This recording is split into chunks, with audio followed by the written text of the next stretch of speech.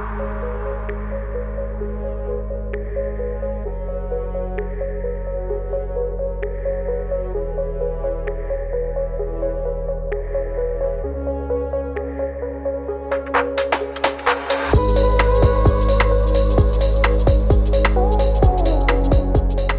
Nick. Great to have you on the show. I think we actually first met very briefly at the Health Optimization Summit last year when Colette was there, obviously doing some recording. And then again, earlier in the year when myself and a colleague attended one of your marketing events.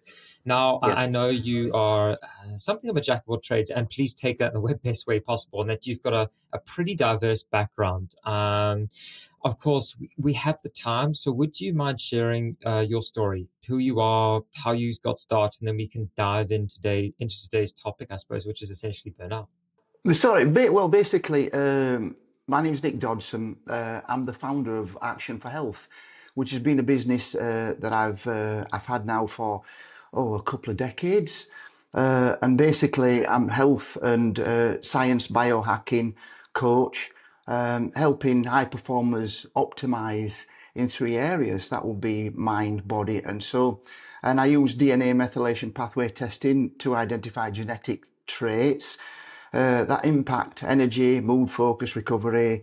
Then we create a personal plan, like a blueprint to go forward. So it's individually structured. And this is whether I'm one-to-one coaching or whether I'm group coaching. When did this start? Goodness me. I'm a passion-driven person. And I believe that when passion meets purpose, then you get fulfillment. And in life, your purpose is always looking for your passion. So when these two things meet, that's it. That will drive you forwards. And I've had lots of discussions in this area with lots of different people, and everybody is driven in some way. And it's usually that thing that you have of interest. And this is the thing that's interested me for a long time, helping people to optimize their life. I spent a time as a counsellor, mindset coaching. This was before mindset coaching was actually known as mindset coaching. So I worked in that area. I've been qualified in nutrition for a great many years, and practice like forensic nutrition now, which is like detective work. So we work backwards in that, and also work on the coaching side. I have spent time I've had a career as a physical therapist, working in sports physio, and I'm retired from that side of things now. But in with that was the rehabilitation side. So I worked in gyms with people rehabilitating with the biomechanics and the kinesiology. So I've got a good understanding of exercise physiology and the biomechanics and everything else that goes with that, and all the anatomy and physiology and everything that goes with that. So basically, if you round all that up with other interests, I don't have any hobbies, but I have a very lot of interests. So it gives me a lot of time to be able to focus in a lot of directions and bring it all together. Because I think I have a friend who's somewhat of an expert in his double PhD. And he's a very interesting person to talk to, and he knows a lot about what he knows a lot about. But outside of that, Yes, yeah, I can relate. yeah. So You know an awful lot about very little, but very little about anything else. which is really, we sort of agree on that sort of definition of an expert, somebody who knows more and more about less and less. Yes, So that indeed. would be, so the definition of the world's greatest expert would be somebody who knows everything about nothing. Yeah, pretty much. So I don't claim to be an expert, as you sort of introduced me. I just have a lot of interests that I'm able to bring together, and it sort of helped me in a lot of ways to be able to not so much bring a diagnosis, but to have a good understanding of how to help people. And I've been here for 60 years on this planet now, so it's given me a lot of experience and a lot of time to be able to put this together and sort of pull it all in. It's just like pulling a net in, really, Rob. You go fishing, you throw your net out, and then you just pull it all back in again and you see what you've caught. And that's the way I've sort of been over the years. Fair. No, that's great. And I'd love to come back to the forensic nutrition a little bit later on. I like what you touched on specifically about having no hobbies. I think you have a lot of hobbies. I just think that they're sort of tied in directly to what you do on a daily basis. I think hobbies are what you fundamentally love at the end of the day. I think a lot of people get trapped in this sort of desire, this need to find a hobby, when ultimately what they should be doing is sort of incorporating their hobbies into their sort of their daily life, creating their purpose from that point going forwards. But yeah, that's maybe my myopic sort of dull view on it. So we'll let that one slide. But anyway, high performers, the sort of the client base that you sort of predominantly work with. What sort of I suppose drew you to wanting to work with these sorts of people to begin with? Um, these are the kind of the movers and the shakers. I mean, literally, the difference between your average person and the high performer is somebody who just says, I don't want to sit back and let it happen around me. You know, I want Yeah, to be an atmosphere changer. I want to get in there and do something. I want to make I want to put my change. footprint on life. I want to change things. You know, you don't want to, if the, you know something in science, I studied a lot in science. So in science, so we had mainstream science, and then we had peer review. It's great, it's fantastic peer review. But if we only stuck with peer review, we'd still be stuck with candles. We'd be a country of amazing candle makers. We wouldn't have had the light bulb. We wouldn't have had any of these fantastic inventions that came from the fringes. So I sort of like that, and I think I like these high performers because some of them are a bit out there. Push But the you know boundaries. something? I love them all because it brings us all together and it pushes the developments, you know what I mean? And in business, I think it's really good. I think people are developing in business now, and the businesses start small and they can grow if you can scale it well, you know what I mean? They can grow very quickly, but I don't want to see people burn out in the way to get in there. And whatever success looks like to you, because it looks different to a lot of different people. So, you know, I want to help people get to that place in life where they are, you know, successful. They can not just support themselves and their families, but they can support communities and others and things, you know what I mean? In many ways. Yeah, that's the perfect answer. Thank you for that. Yeah, I suppose we may as well jump into burnout, what it is. I mean, I think it's a term most people are familiar with, excuse me. Well, at least they've heard of it. Honestly, though, I don't think many people kind of really do know what it is. I mean, I've got my thoughts, of course, and those having a sort of a fairly strong biological underpinning, I suppose, and which I'd love to get your feedback on. However, I suppose as you're on the hot seat, really, how do you define the term or slash the condition, what it really is, burnout? I mean, Um, burnout. I had a really interesting question. Let me just start it with this. I had a really interesting question, right? And somebody asked me, and they said, "How do you work through burnout?" I said, "That's a really interesting question because you can't work through burnout. You have a built-in firewall, and that's called burnout, and it stops you from getting any further than that. Because if you could, you'd get a complete adrenal failure. You'd get a complete. You would like it's like get loss of Addison's life." disease. Yes, it works. It would allow you to decline very fast. It would allow you to basically hit your worst in the quickest possible time. So burnout's like your firewall, and it's stopping you from going any further beyond that. And there are symptoms and signs of burnout.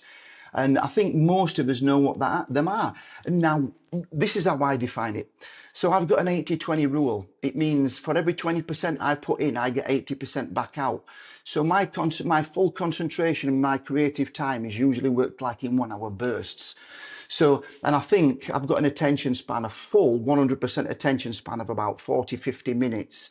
Is that And that, Pareto's principle? yes. So basically, when I'm working with this, like I look at like, when I am being productive, if I'm creating something and I'm being productive, so like I'm looking at creative thought, and I'm looking at what I'm putting in. And everybody time blocks the day to day, but you have got to time block your day in a way that's going to be productive for you.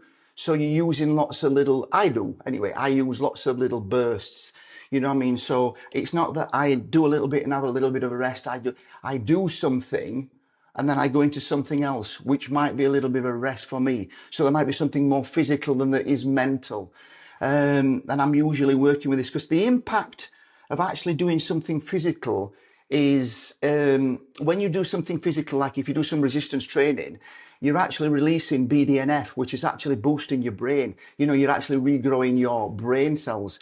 I mean, it's a proven thing now. You can go anywhere. You can look at it, you know, on Google and what have you.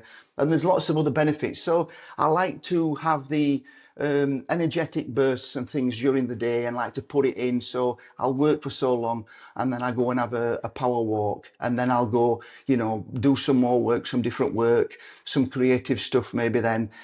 So my days, it's blocked into, you know, productive time and then things that I just need to do, you know what I mean? But the thing is, with the way I look at it with the 80-20 rule is if I'm on it, I can usually put 20% in and get 80% back, and it's usually creative.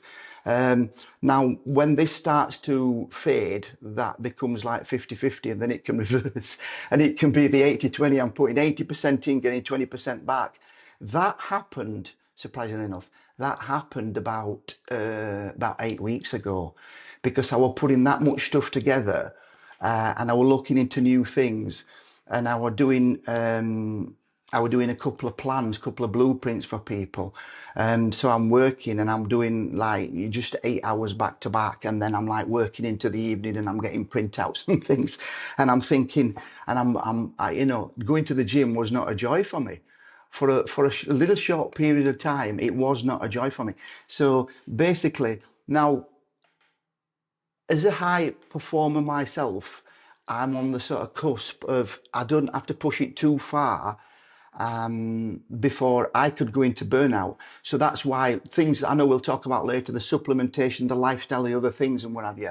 And it's difficult for somebody like me and other high performers to sort of rein it back in and to say, there you go, have this quiet life. It's like, no, that's just dull and boring. I feel like I'm wasting my life. I feel like I'm waiting to expire. So I've got to be doing something all the time. I'm not ADHD in that, but I am somebody, my brain is lit up all the time. So I find it difficult to do nothing. So I really do identify with these people. But I find that I can just go down a list of things, right? So basically it's a lack of focus, a lack of enthusiasm. If I'm lacking enthusiasm, I'm like, why? I always ask the whys. And I would encourage that with anybody. Ask yourself why, because your whys is your own why to start with. Do you know what I mean? But then there's lack of clarity. So, you know, there's lack of focus and lack of clarity. So focus is I can't focus on a thing. And clarity is what I'm seeing, you know, what's coming back to me. So I'm getting that. So some people call that brain fog. And then there's decreased output. So there's what can I actually do? You know, it's like my output, physical as well as mental. And then the equation to that is everyday tasks become harder till eventually I'm sat there and I'm staring into space like for a couple of minutes at a time thinking, what am I doing? You know what I mean? And that's when it says to me, right, that's burnout. You've just encountered burnout. So it's a complete rest from the things that are causing you burnout, and then go and enjoy the things that give you a great input. You know, so whatever they may be. So I did a little bit of work in the gym, and I went out and did some walks and different things, and you know, went for a drive, and you know, had some organic coffee and things like that. Just little fixers, little fixer ups things. You know what I mean? And looking at another thing as well is I do brain gym, and some people just say, oh, you're just playing games. I'm like, not No, definitely playing not. games. They actually teach you to look for the things that you can't see. Because if you're trying to solve a problem and you're just going Supporting like, that I can't solve this problem. neuroplasticity. Yeah, it's like, this is the questions that I ask. What am I missing? What is it that I am not seeing that's hiding in plain sight? And these things help you to see the bigger picture. It's like playing two-tier chess. You know what I mean? You're not just looking at one, you're looking at two. So these things, and you start smaller on these games and they become bigger and bigger. So I do that, and I do that a couple of times during the day. And now I'm really quick on the games, and Yeah, I can definitely. complete games like in a couple of minutes. Whereas before it took me Previously, about, yeah. 12 minutes, Takes 20 minutes. Fair enough. So in a nutshell, just for the audience, you would sort of define burnout as is the disproportionate amount of effort required to get the same results that you previously got for a lesser amount of effort when it Yes. comes to being productive, if you were to sort of summarize it in one sentence. Yeah. Yeah. And then obviously along with that, you're going to get symptoms like fatigue, brain fog, depression, sort of this anhedonia, lack of desire to want to do stuff, etc. Okay, perfect.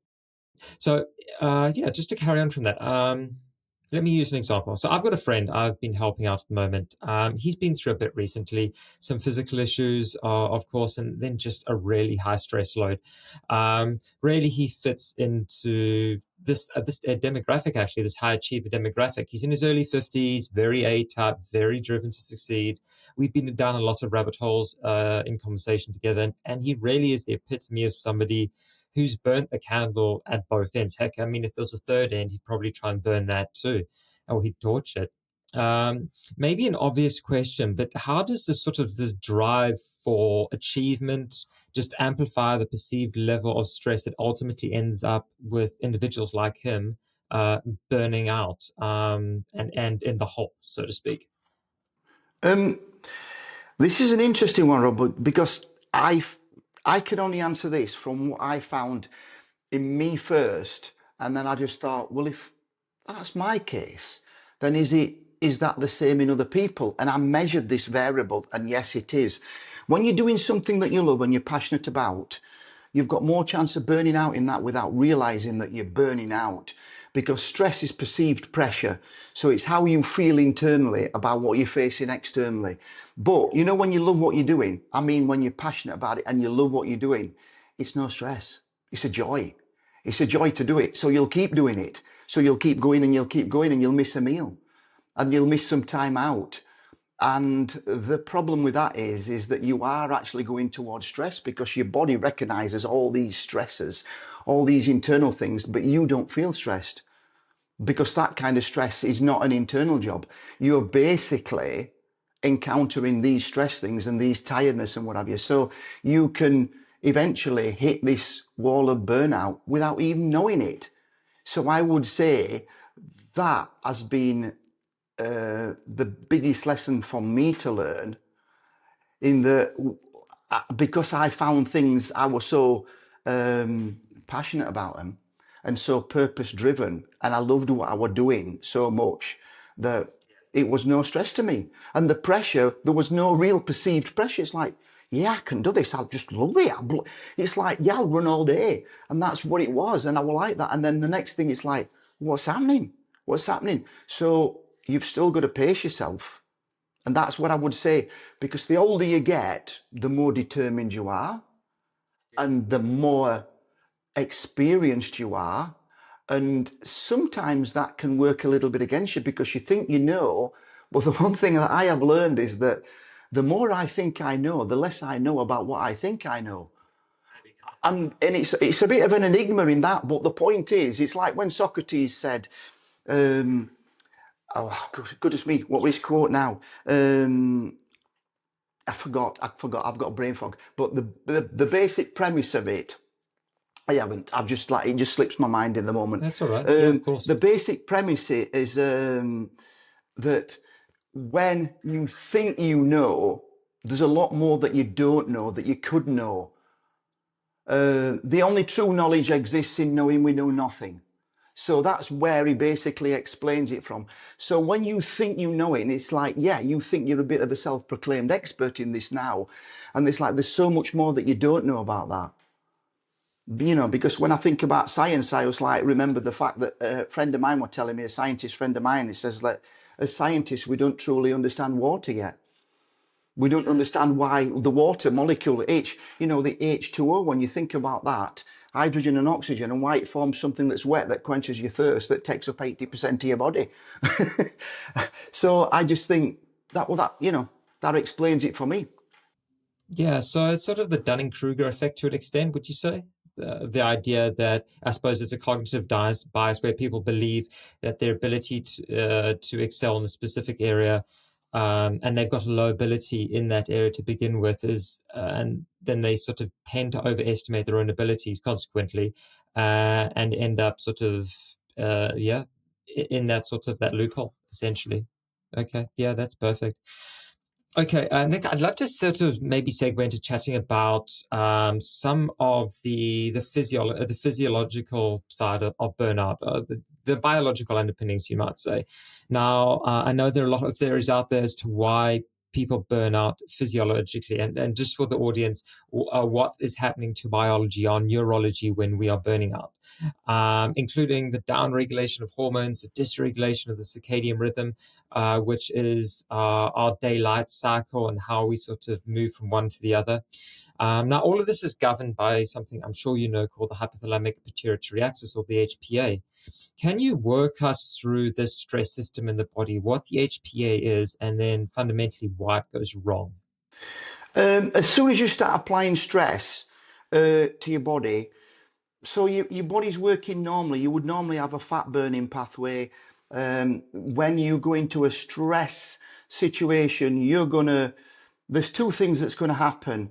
You're going to stimulate glucocorticoids. So basically, you're going to come straight out of normal, regular fat burning, and you're going to go into burning glucose. This is going to affect your energy straight away. So this is why people who are in stress quite a long time, they don't tend to be able to lose body fat, and they have a lot of visceral fat.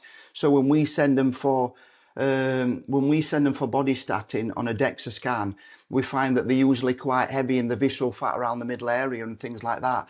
And if they are tested in that, they find that there's a lot of indicators that are indicating stress, in their life in one way or another. The obvious outcomes, I'm going to keep straight to the point. The obvious outcomes in this is like, when you're in this area, there's a lot of things like your insulin spikes, which is going to shut off your fat burning. And these are things when people are coming to me and they're saying, why am I gaining weight and I'm eating less? And I'm saying, well, this is the big thing. So basically, you're preventing the number one thing that insulin does is it prevents fat burning, because you go straight into that glucocorticoid pathway. So you're basically getting the adipose. You can end up skinny fat because you can actually burn muscle out with this as well. So yeah, so the stress hormone addiction, that's a big one that I've come across, because people just say, no, I'm not. And I said, well, why are you self-sabotaging? Because you're working into situations like this that basically give you this buzz. So you're getting this adrenaline buzz that's attached to the cortisol. So you're looking for the situations that are actually creating this, and you're loving it and you're chasing after it without even realizing it. So, that's the other thing. The poor sleep, as it leads into that, I mean, these are all the outcomes of it. The poor sleep, well, if you've been racing all day and your cortisol levels are up, so you're gonna find it difficult to sleep at night, and that's going to be either difficulty going to sleep or difficulty staying asleep. And the other thing as well, if your fat burning pathways are not working properly, you're going to be functioning on glucose. So if you go to bed on glucose, I guarantee you that you're going to spike insulin. So that's going to get you up two to three times during the night. So that's going to be sleep disturbances. And then when you wake up in the morning, the thing is, right, most people think the day begins with the morning. Well, when you think about when morning begins, it's a minute after midnight. Yeah, definitely. I'd love to come Right? back to those morning routines a little later on too. Yeah. Um, So that's the main thing that I'm looking at there. So if you set yourself up for a good night's sleep, a good night's great. sleep, sleep starts the morning before. That's the old adage, isn't it? That's it. That's exactly as I see it. Yeah, definitely. Again, just to summarize, you talk about glucocorticoids, which are hormones like cortisol, and in the brain. And correct me if I'm wrong, but the way I view it, you have this area of the brain called the hypothalamus, which then sends signals to the pituitary gland, another brain region. This pituitary gland then signals the adrenal glands and other tissues in the body to produce a bunch of hormones, predominantly glucocorticoids, as you talked about, things like cortisol, as well as the catecholamines, things like adrenaline, noradrenaline, etc. And all of these molecules then work in the body in a positive way and a negative way. What they can do is they can support the production of energy. Cortisol works hepatically at the level of the liver to reduce a stored sugar, which then it gets into the bloodstream. And then what happens is over time, if this stress response isn't correctly controlled by the body, you end up with high levels consistently of these hormones that then create a lot of metabolic dysfunction, which can not only interfere with metabolism and, as you alluded to, things like muscle loss and fat gain, etc., especially around the belly and around the thighs, where you have a lot of these places where cortisol can bind to. But you also have a down regulation of the neuromodulators or neurotransmitters such as dopamine that then work in conjunction with these hormones. And consequently, as a result of this metabolic soup, this mess that's going on in your biology, you end up in this quote unquote burnt out state. Would you say that that's sort of just a fair sort of overview from just a high level? Yeah, yeah. I mean, in the evening, you're trying to you put together sleep in the you put together your thoughts in the day, you disassemble them at night. So when you're talking about catecholamines building up during the day, they have to be metabolized at night. So obviously you need to raise your serotonin levels. So you've got other things that are needed in there. So you've got your B2 that's needed, your B6 that's needed. And this is one of the things that I'm dealing with people at the moment, with the methylation and the conversion. So the metabolizing the catecholamines, the upregulating the serotonin and things like that. So basically they can sleep. That is the big pendulum swing what I'm facing quite a lot at the moment, with people who are coming to me and saying, when I'm talking about it, like sleep hygiene. So that's everything that's taking somebody from actually preparing to sleep to actually trying to sleep in their case, you know what I mean, or not sleeping, whatever, and then getting into the next day tired because they think that they've not slept. They've just not had a great sleep. Yeah, definitely. No, that's great. I'd love to sort of come back to that. I think that falls under the sort of the forensic nutrition that you talked about that earlier, identifying sort of these key micronutrients that support the production of all the enzymes, all the in the body that then help you to function optimally. And without these, you end up with this dysregulated HPA axis, as we were talking about earlier. Nik, now I know mindset plays a huge role in this too, and it's almost, I mean, the way I see it, the mind and the body are connected. So, the same end. Let's use another example. The same friend I was chatting to earlier, we were talking about stress, not being anything more than a perceived state that our biology then reacts to. An example there could be a child who, yeah, is made to work in an underage capacity. Say they're 12-year-olds and they're in manual labor. They're not necessarily in forced labor, but they're in manual labor. Now, the way I see that, a few hundred years ago, that would be considered completely normal, and in large parts of the third world, that is considered completely normal. Now, in modern society, in the UK and America, the first world, where children grow up with this understanding that that's bad, if they then end up in a situation like that, they then end up with a very high stress load and potentially the ability to sort of develop this sort of trauma response. Now, point being is, and of course that's a sweeping statement, but that our mind dictates to a large extent what we perceive to be stress and what we then perceive to be trauma. And I know that there's obviously there's a very much a connection there. My point in all of this is really, to me, that highlights the fact that our perception of stress ultimately governs how that stress will then affect our physiology, if that makes sense and you're following. Do you agree with this, that that the mind and the body are linked in terms of bringing this back to burnout, and then B, do you think our perceived understanding of what stress is, going back to what you said earlier, really, about stress is only a stress if we perceive it to be a stress, i.e., and this is going down many rabbit holes and getting convoluted, but if we enjoy something, it's consequently not seen as a stress, although the body isn't able to differentiate that necessarily at a fine level. So bring it all together. A, do you agree with me? If not, that's fine. B, do you think that that the way we identify our stress in life affects physiology? And then C, how do you view this whole mind-body connection? On the most, I agree with you. I can add to some things. I mean, because that's fundamentally completely logical. You know what you've just said, and if you were to work through it and you give it to any person and you were to work through it, they said, but of course, and I'd say, of course, because the thing about it is that perceived stress is the biggest thing. We've all got different giftings. So, you know, if I give somebody something that they're not gifted for it, they don't have any purpose in trying to. This is like, why are you giving me this? This is a difficult task. To me,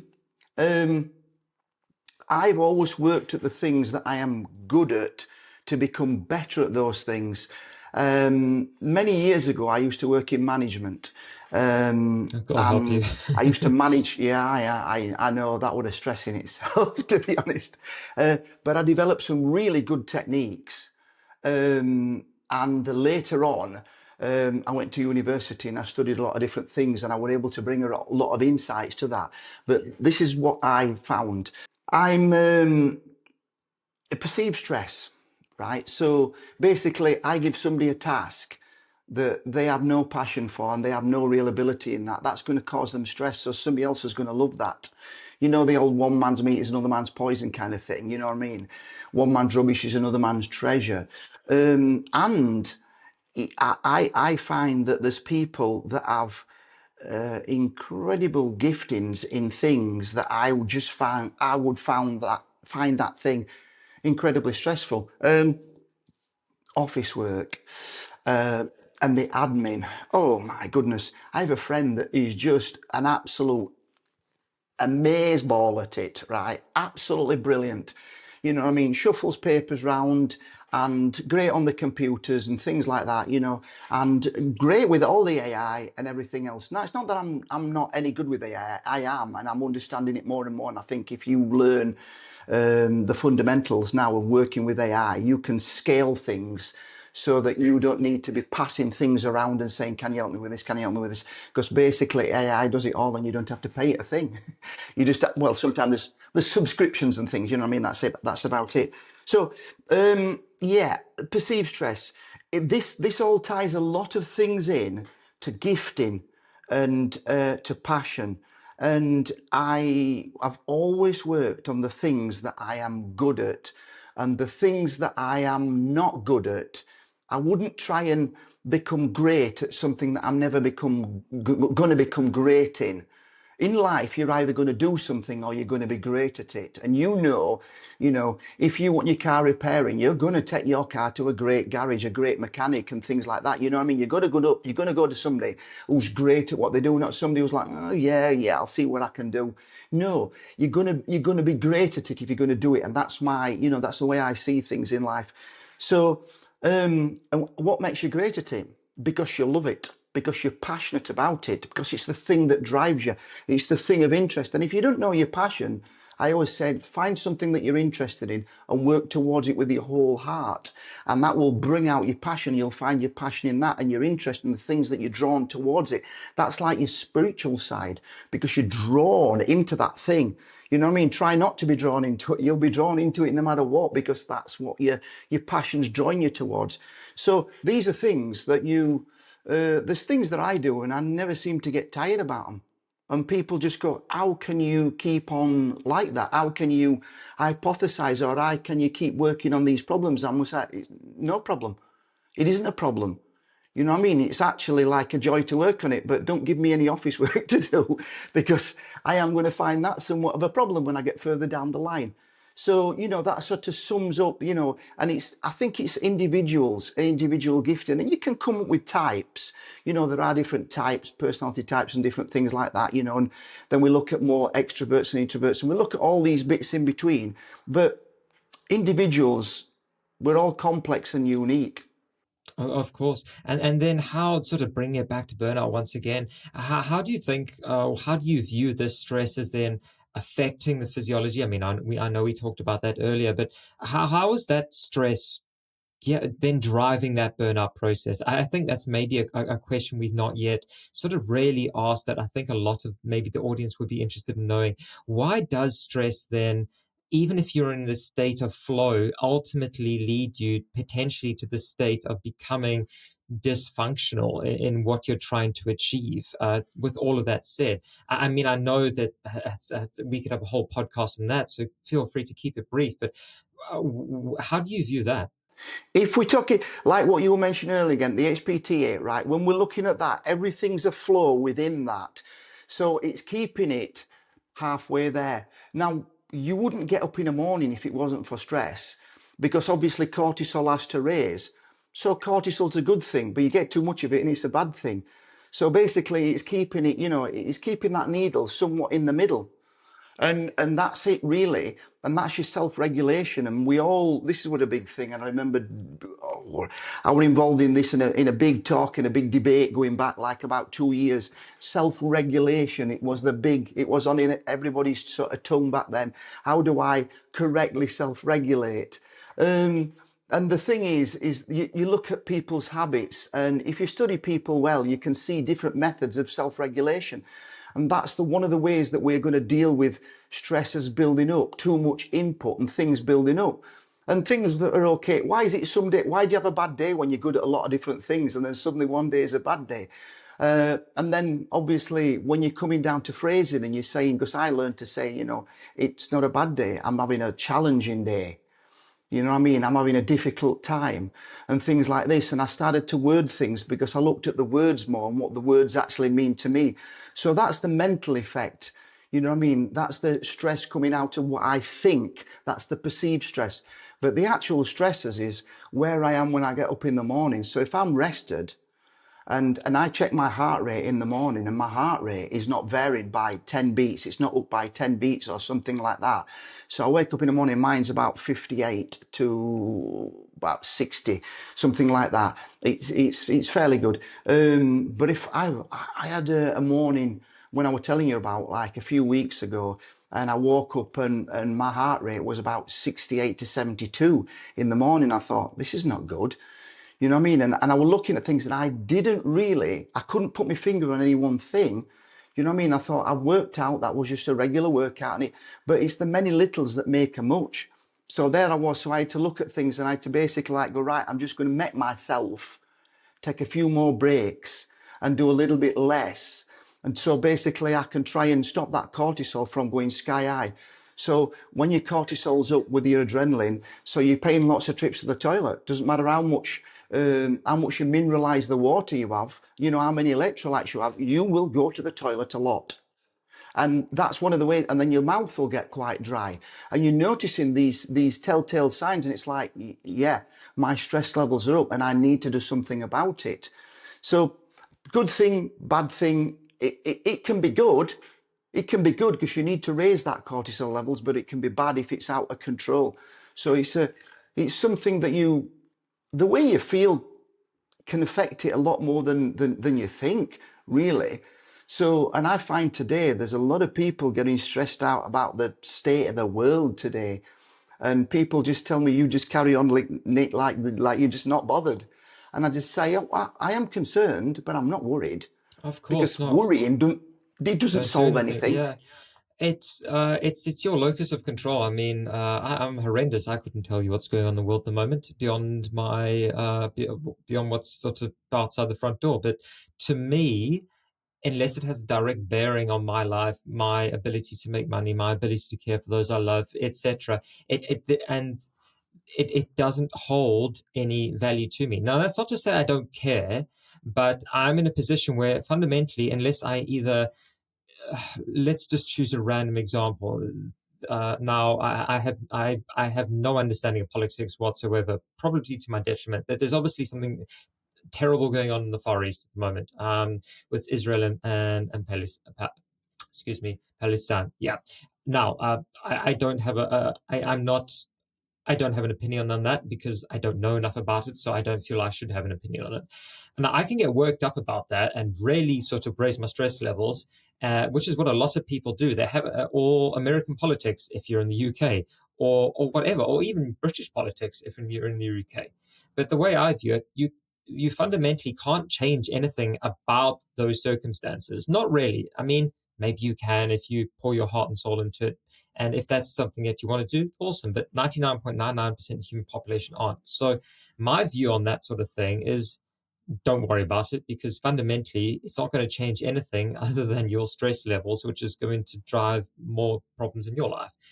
Maybe that's a bit of a selfish view, but I don't think it serves anyone sort of getting wrapped up in that sort of superficial, for the want of a better word, those sorts of superficial issues, when you should ultimately just focus on what's yours and what's in your, again, locus of control.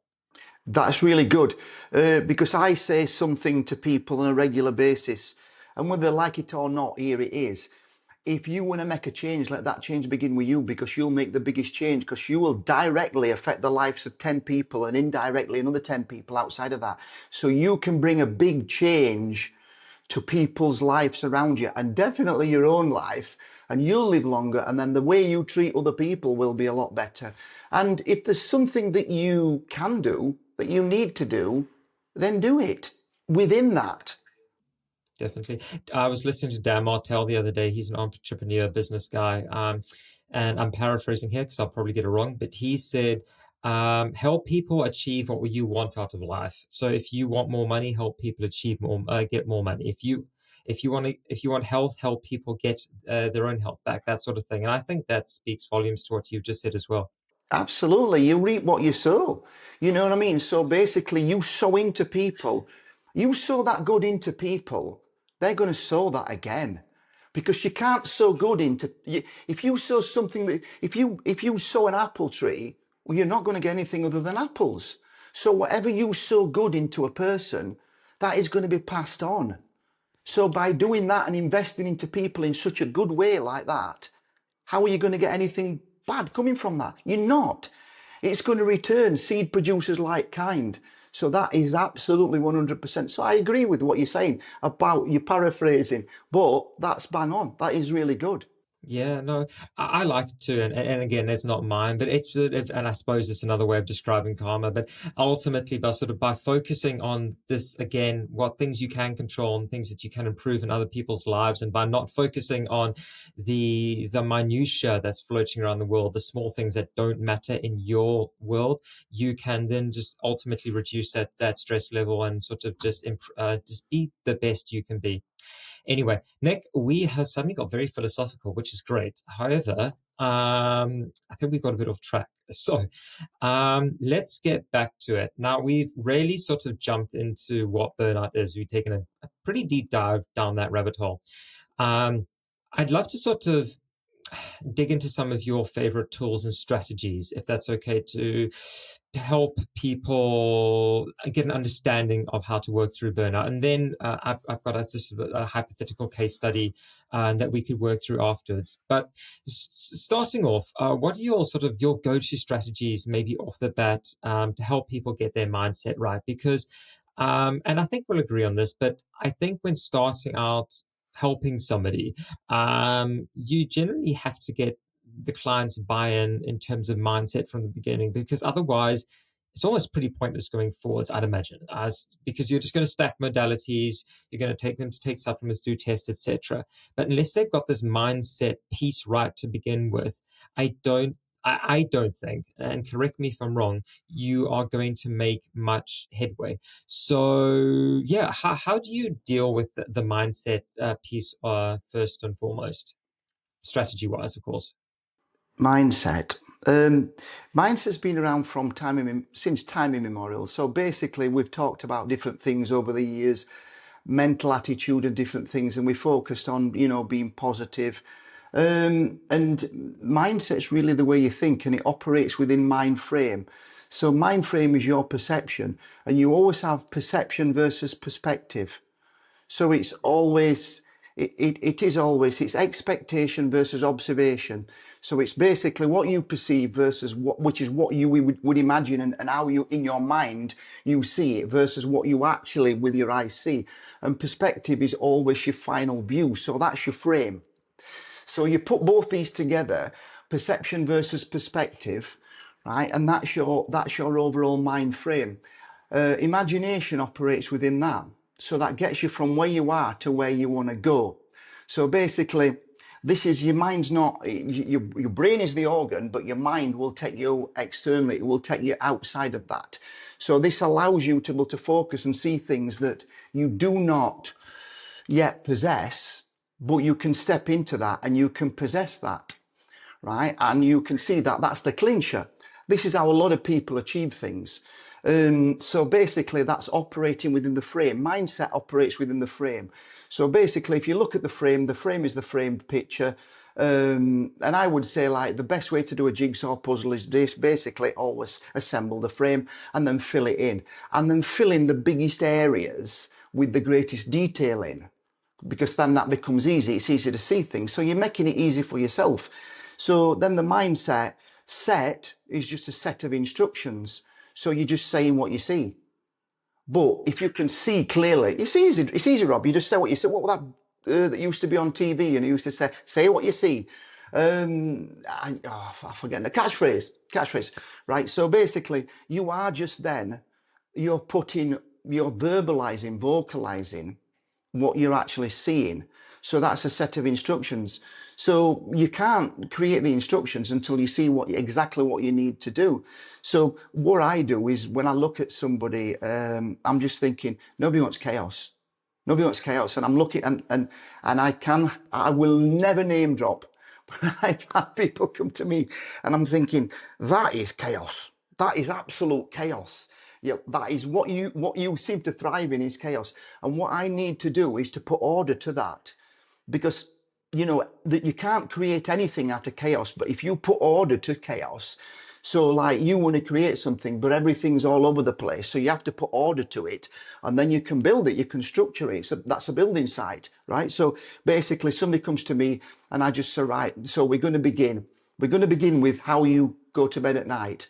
So we're going to look at basically, no, we don't have to bring any science into this. We just have to basically look at habits. And habits function within routines. So, or it could be called a subroutine. So, whichever one. And some people call it. They don't call it routines. They call it rituals. You know what I mean? But whatever you want to call it. So basically, you've got a routine, and then you've got a subroutine. So that's a habit. And the thing about habits is, you've probably heard of habit stacking, and I did mention it the last time we spoke. Habit stacking, where basically people set goals to achieve, and then that's an all-out thing.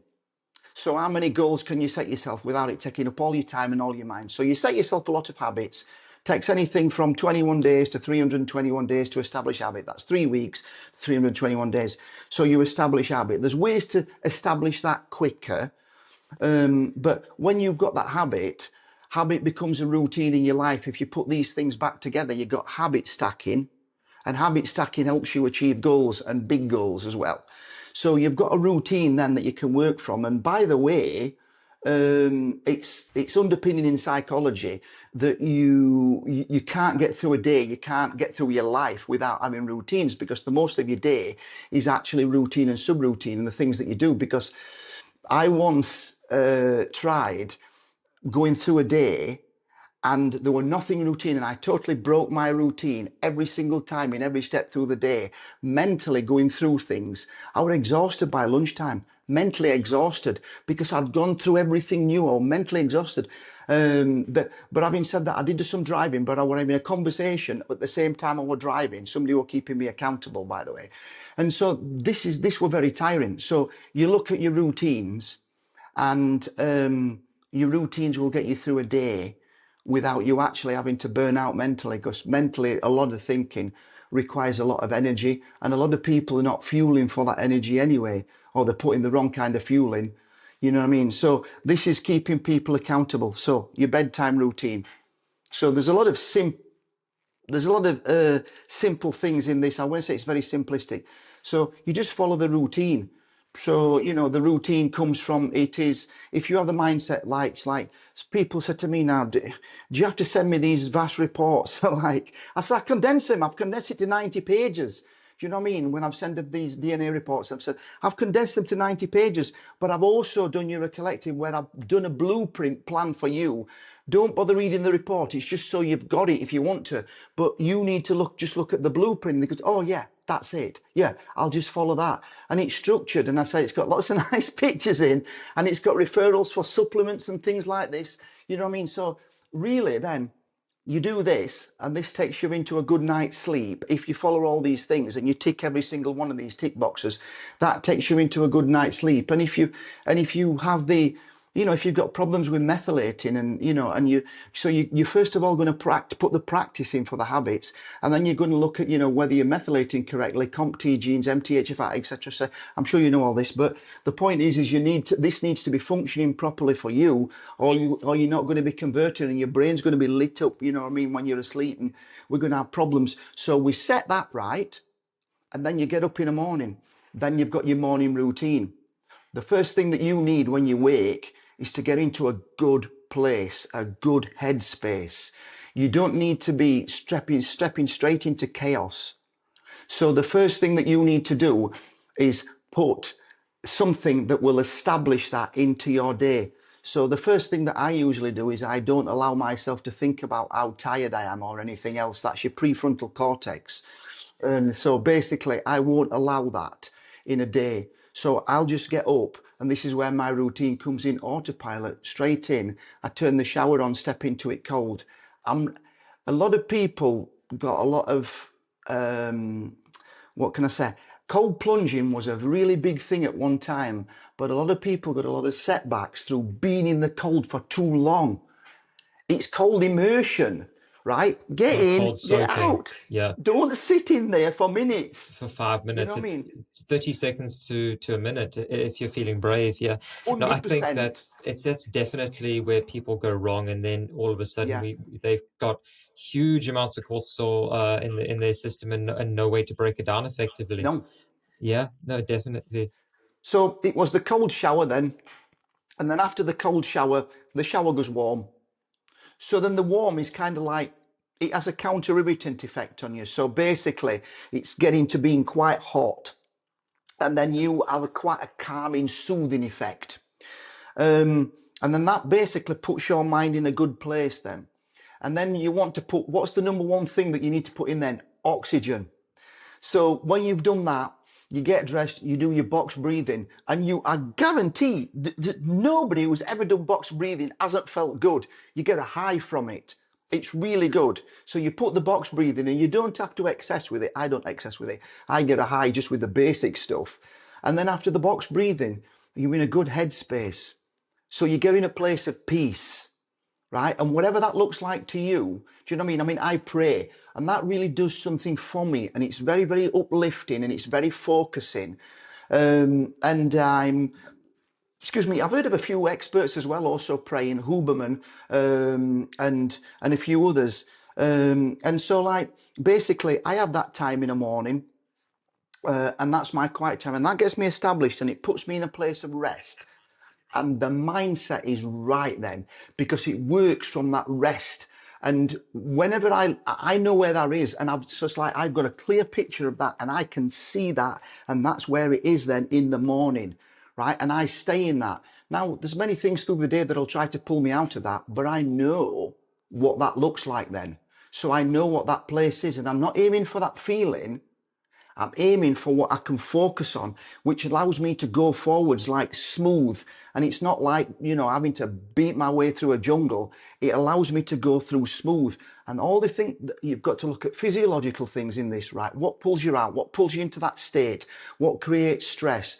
There's different things that you can do with your breathing through the day, and just taking a little time out and what have you, to get you back into that place, to be productive and to be focused and clear-minded.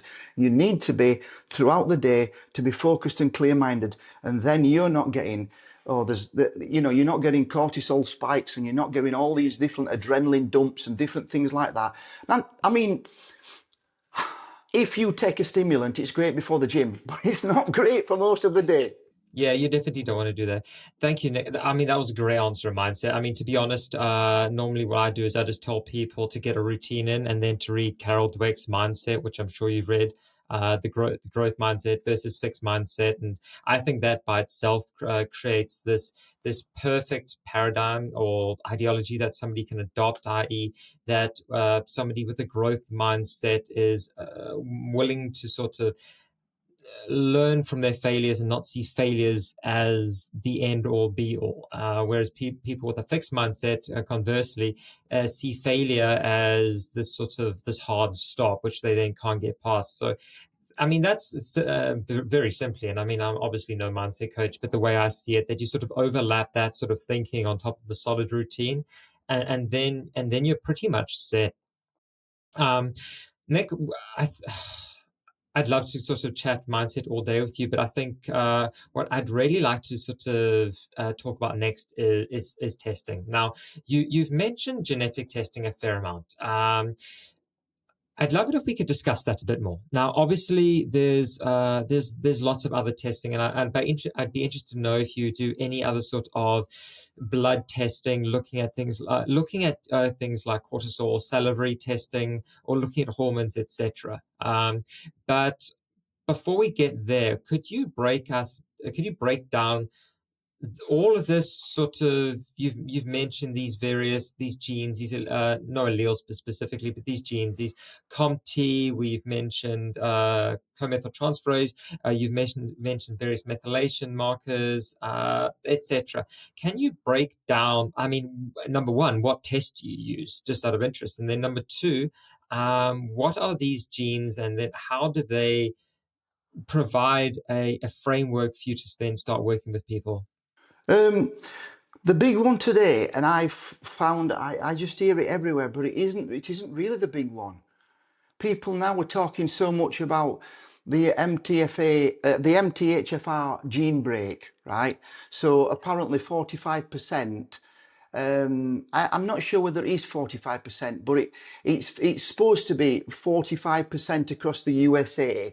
So I'm not sure what it is in this country, but it's approximately around 40% have a gene break. And this doesn't mean to say that you can't methylate properly. It means that you can't methylate fully or to some degree.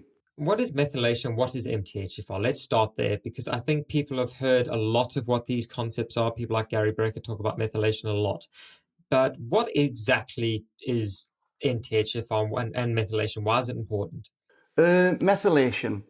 Goodness, you can explain it in so many different ways. Basically, it's a process that would take place 1,000 times a second, thousands of times a second, not just 1,000, thousands of times a second.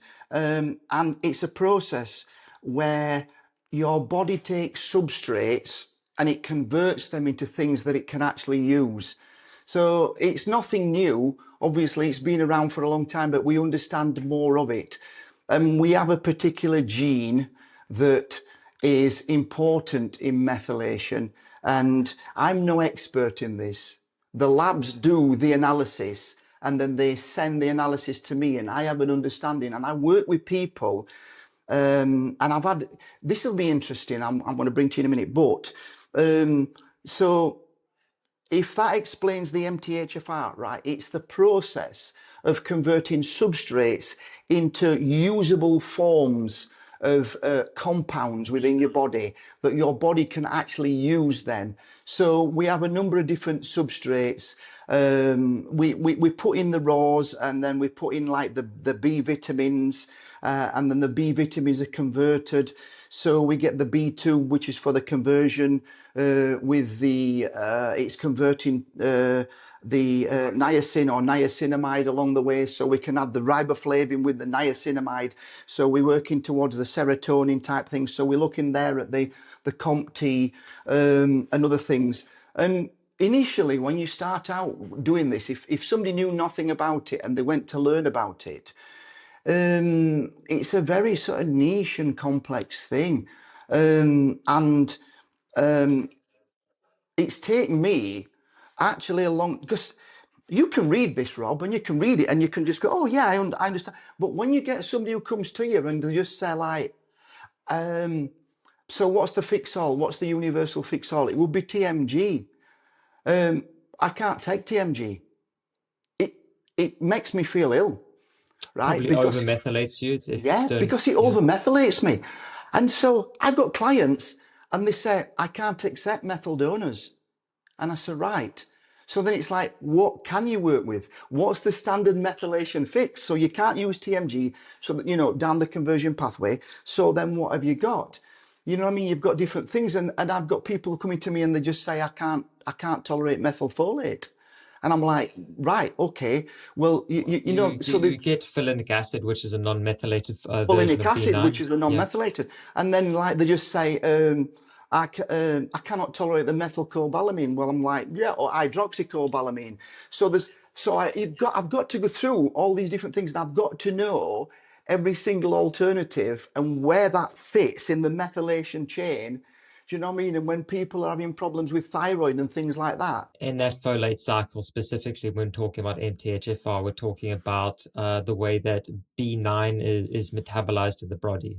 Yes, yes, that's basically it. And a lot of people, I mean, I'm sure you know this if you formulate all the supplements and everything, but a lot of people are still asking me, you know, what's the best supplement to buy here? What's the supplement? So I'm passing on your company for all of these. There is another company that actually does do a good basic selection of supplements that Single ingredient products, just single ingredient products, and they do some quite good things, and they do a methylated multivitamin, and when I look at it general, I just think, that's a kind of a good fix for like a lot of people. Do you know what I mean? Because the levels of things aren't too high, and it's a basic start for most people. Because when I'm putting them on methylated things, I'm just thinking, well, you know, I mean, I can put them on SAMI, you know what I mean, L-methionine, and as long as, and some people are like, they're not using anywhere near enough magnesium. So the magnesium levels are really low. The zinc levels are really low. So these things, and they say, well, I'm taking this and I'm feeling bad on this. And I'm saying, where's your magnesium with this? What type of magnesium are you using before you go to bed? Are you using the threonate or are you still using the glycinate? You know what I mean? And just change these things round a little bit. And it's like, I'm just thinking, it seems like a simple thing to me, but like to them, it's like, Of course. And are you looking at actual levels of these vitamins and nutrients in people's bloodstream with a Nutravel test or just a serum sort of workup of these nutrients? Because obviously a genetic test is great. It's going to highlight where you may have bottlenecks in the system to begin with, but it's not necessarily going to tell you if you have a frank deficiency in something. Whereas if you were to test something like homocysteine, for example, then that might indicate you have a B12 deficiency, or even if you're just looking at a basic CBC, a complete blood count, that can highlight nutrient deficiencies as well. Are you utilizing any of that sort of testing, or is it sort of people mainly usually have that before they come to me? So these like somebody, how was it now? 42 years old, and he's a genetic anomaly. So I mean that means that basically this guy should be, for gaining muscle, he should be massive, and yet he's not, and he's got problems. So he had problems with methylation, and he had. Was that an ACTN3 gene mutation? Do you know? I'm not sure, to be honest. I mean, I'm going back a while, but I just remember reading through his report, and I just remember. So he's genetically predisposed to gain a lot of muscle, but offset to that, he also had quite an high disposition to sarcopenia. So basically, he could gain it quick, but he could lose it quick. Yeah, this concept of a polygenic risk score, where you have multiple different genetic SNPs or single nucleotide polymorphisms that come together to produce a report that shows you not just the result of one set of genes, whether it's COMT or MTHFR or whatever, but the collective result of that group of genes and how that is going to then potentially sort of create an outcome in your biology. Because I think and I mean, I'm a biochemist. I get wrapped up in mechanism as much as the next guy does. But I think what you've got to be careful of, and of course you do this, is that looking at these markers in isolation can be detrimental, because we are, as human beings, we are more than just individual mechanisms, individual genes. We are the result of millions and millions of processes within the body, all of which are there in some way, shape, or form to support any issues that are in us. So we have all of these compensations that sort of come together. And when you look at that data as a whole, through these things like a polygenic risk assessment, then you can make, I feel, maybe a more you can take a more holistic view, one might say, opposed to just sort of picking out a single gene. But that's not to say that these genes don't have value, and obviously you're having tremendous success with them.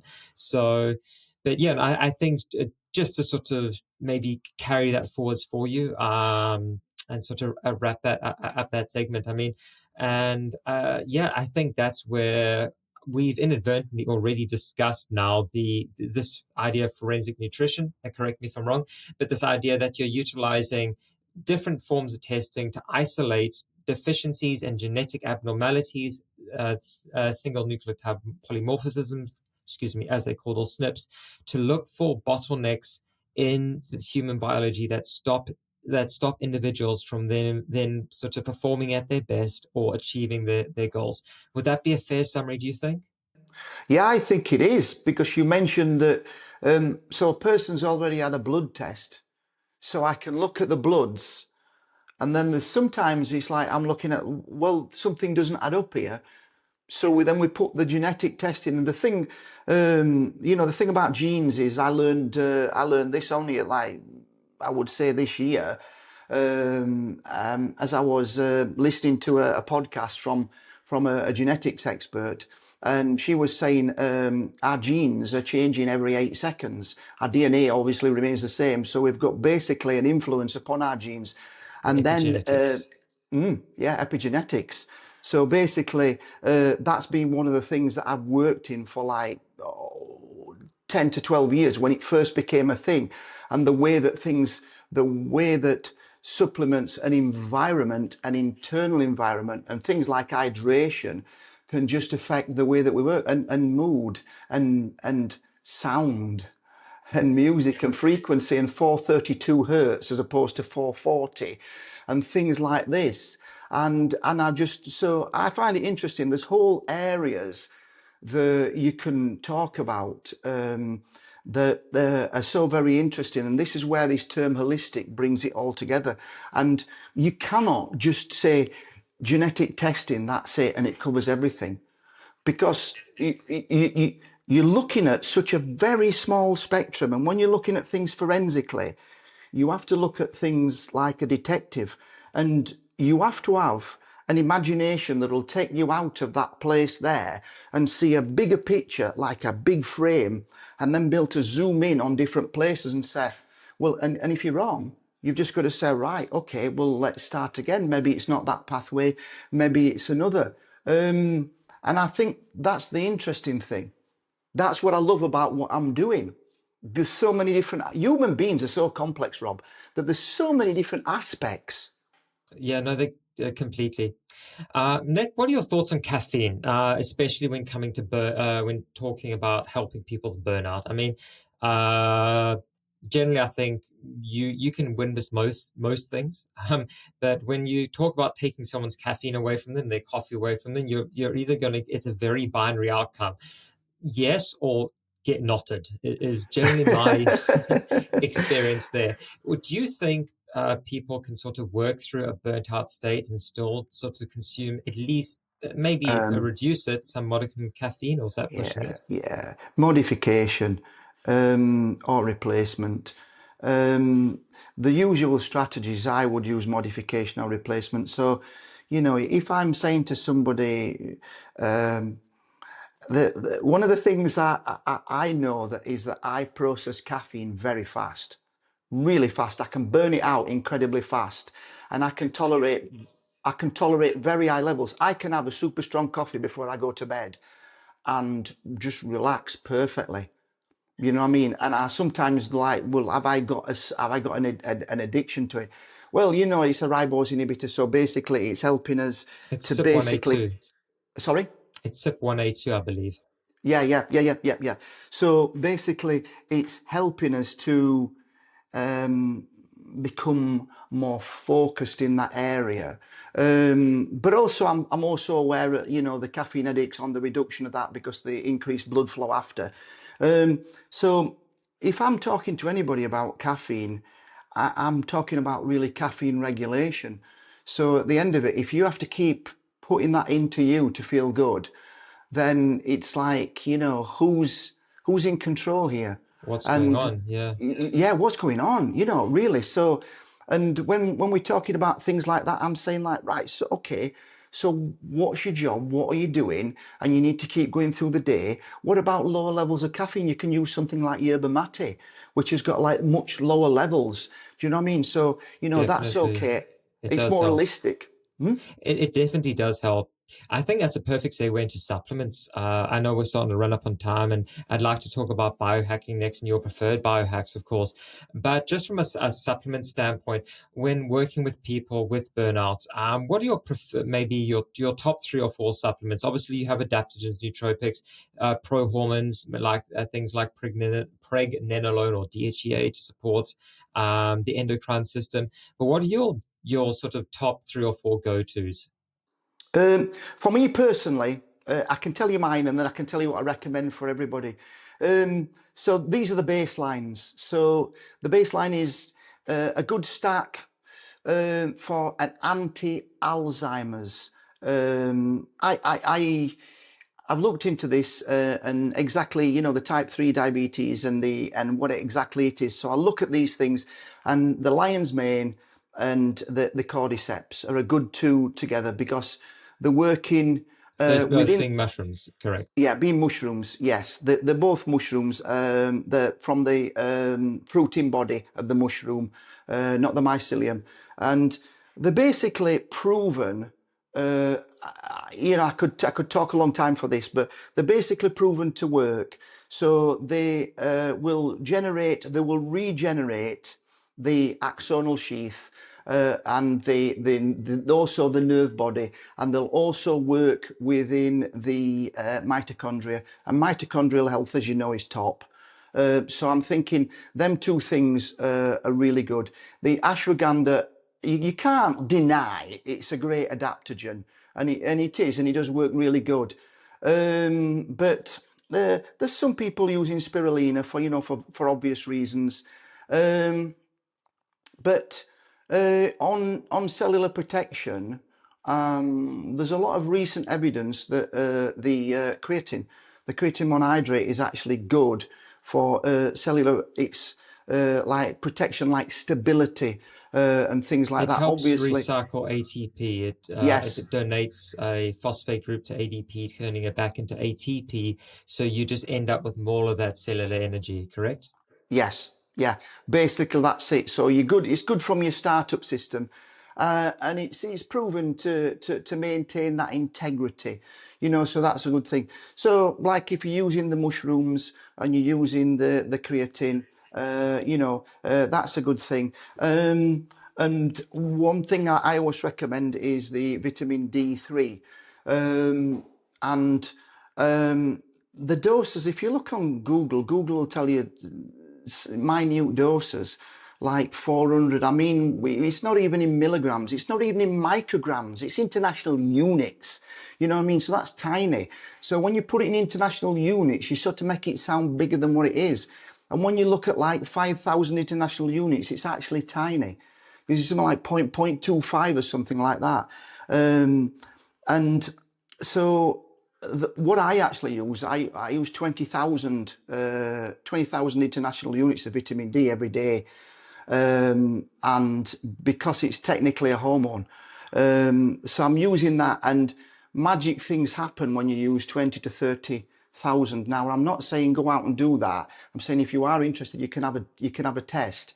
But the way that I function, my body's under a lot of stress, and I burn out magnesium at a phenomenal rate. In the gym and other things like that, and so my body's under a lot of stress, so magnesium is used up very quick in me. So my magnesium levels are not phenomenally high, but I keep the intake in. So I have 2 magnesium 3 times a day, so keeping that up, and that's like Do you have a over a preferred gram source? in the day. Glycinate, in the evening 3 and 8. Okay, that's interesting. Most people, I think, would do it the other way around, but if that's working for you, that's amazing. I mean, that's perfect. That's awesome. Okay, so we've got the adaptogenic mushrooms. I think you talked about cordyceps and then lion's mane, creatine, vitamin D3, and then magnesium. And those would be your top sort of 4 or 5 supplements for helping people to sort of maintain where they're at and then potentially start to reverse burnout. The only other thing that's missed out, and that is zinc, because that's cellular protection as well. So that's basically Teflon coating your cells, really. So that's a good thing that's actually needed in the protection of the cells. Yeah.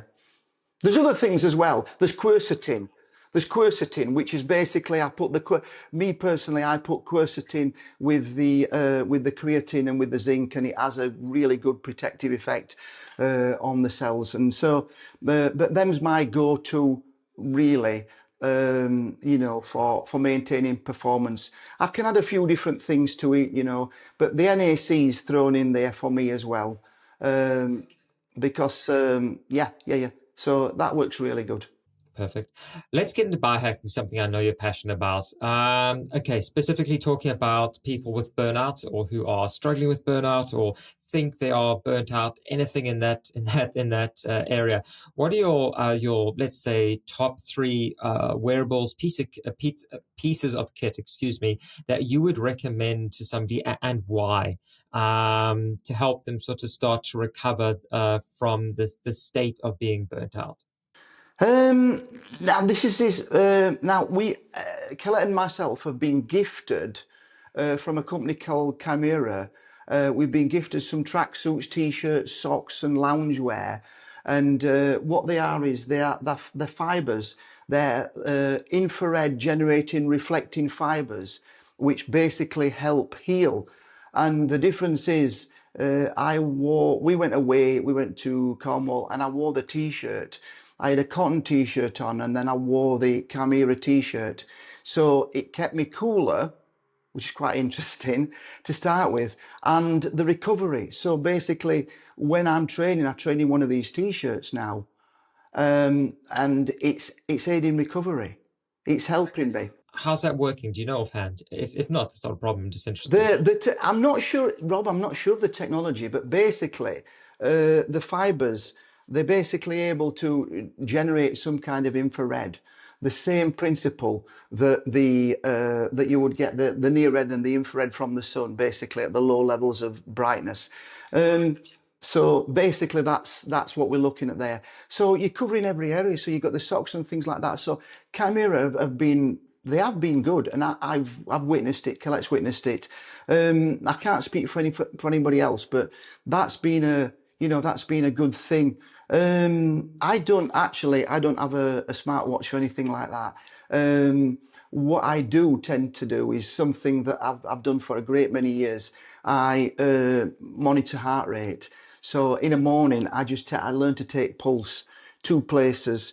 So basically, wrist or at the side of the head, and I'm taking pulse first thing in the morning. So I need to know what my resting pulse is. First thing in the morning, that's going to tell me where I am stress wise. And Any red light, any HRV, anything like that you would recommend for people? Cold therapy, cold plunges? Yeah, the cold therapy and the cold plunges are just like not more than a minute. So the cold plunges, if you've trained hard and you cold plunge, then that really does work, because you stimulate the fat burning, obviously, and your body doesn't need a lot to stimulate that. and you're also stimulating it's the anti-inflammatory effect of it that's really good. I do every morning, as I said, I have the cold shower every morning, and it's a great setup the first thing in the morning. The infrared, yeah, infrared saunas. I like the infrared saunas. I do take a sunbed. I don't do a lot of sunbed because I don't get a lot of time to get on it, and I don't get a lot of time in the sun anymore. UK for you. But yeah, but I do get on a sunbed, and I do have a certain amount, 9 to 12 minutes on a sunbed. But the infrared saunas are really great because you can't always get out. I mean, if it's clouded over, you're not really getting the infrared in the morning. But if it's not, that's a good thing to get out. Whenever I can, I'll get out. We've got a little bit of garden space, and I'll get out and barefoot, and I have an organic coffee.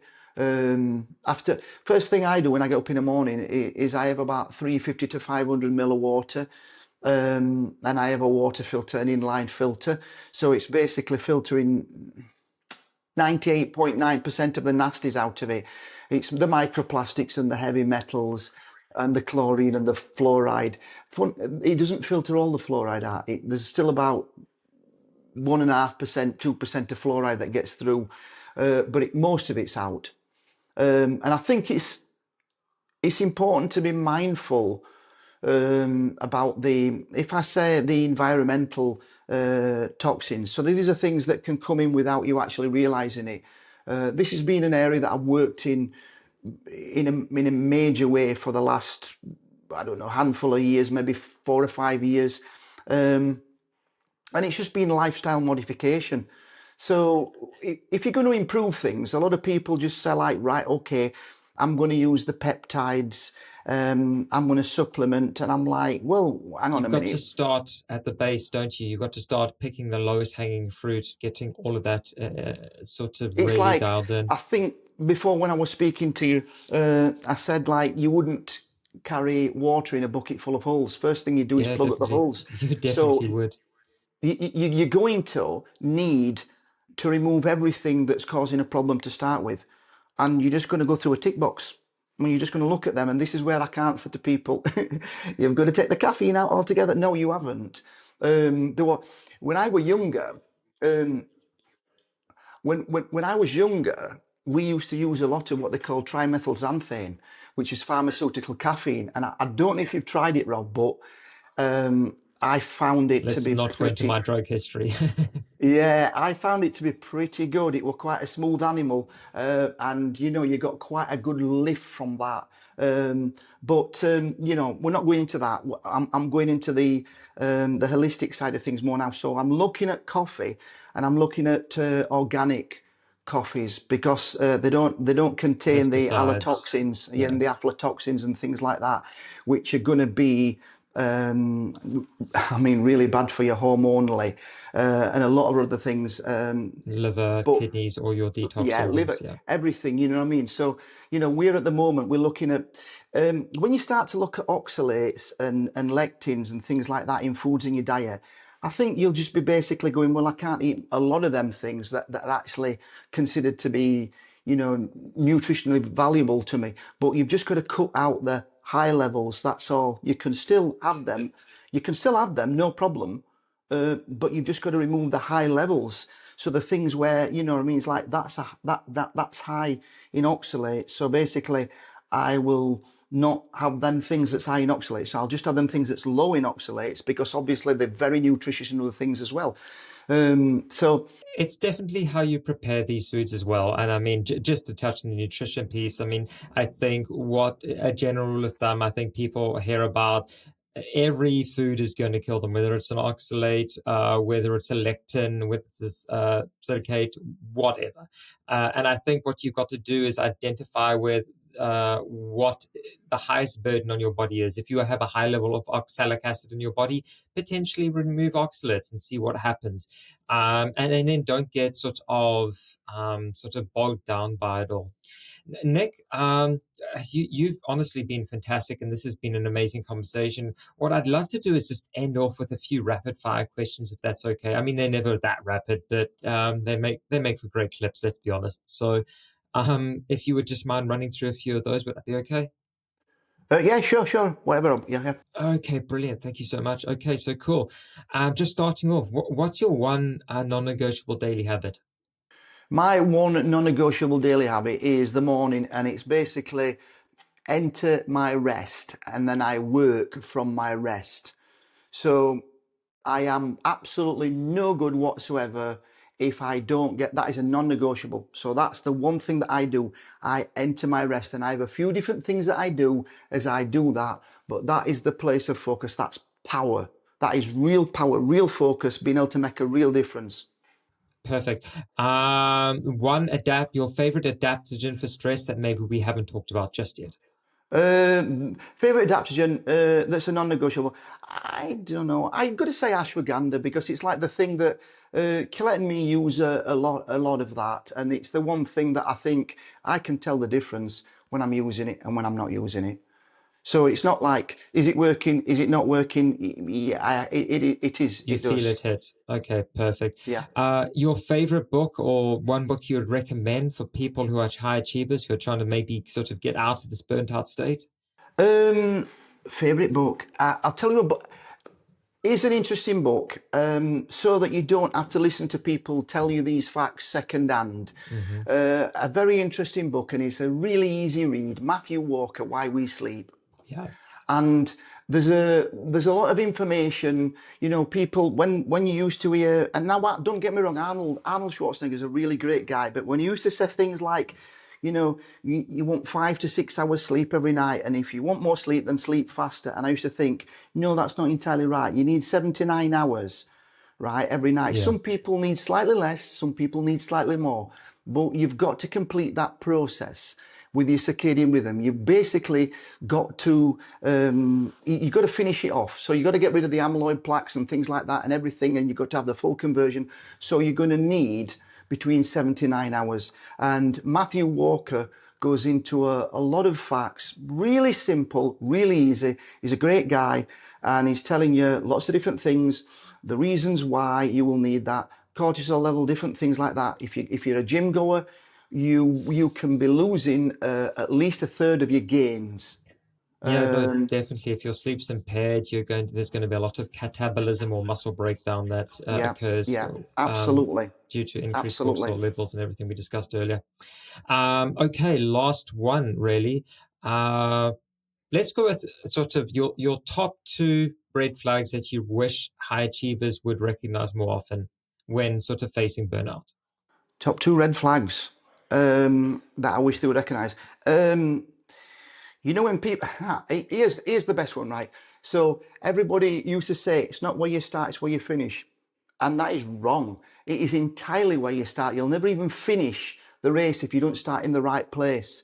So you need to be in the right place. So there's non-negotiables. If you really want to go all the way and you want to finish, then there's non-negotiables, and it's entirely where you start. So get these routines right to start with, and I guarantee you that's a winning formula. And that is the one thing that I would say. Get that right, and you are going to have problems down the line, but you're not going to hit massive roadblocks that's going to stop you dead. And some people, a couple of friends of mine died early, and they just thought that they were invincible. It'll never happen to me. And I went to school with them, and they'd only be 60 years old. And they're not with us now, and it's really sad. And the point is they didn't listen to things, that were happening in the body, and they didn't listen to these overwhelming stressors. And it led to some bad things down the way, and that's the big thing. So where you start is everything. That's the big thing that I would say. And a number two, this is coming from my personal experience. Doesn't matter how much you love what you're doing, it can still lead to that same burnout place if you don't monitor what you're doing, because you've just got to monitor it. I used to work in engineering a long time ago, and I used to work for a company, and we used to sort of build bespoke vehicles. and I engineered a vehicle and put it together, a race Excellent. car. Yeah, seriously, this is where I learned all the um, I don't know, physics came in, you know what I mean? We're working out compression ratios and things like that, and clearances.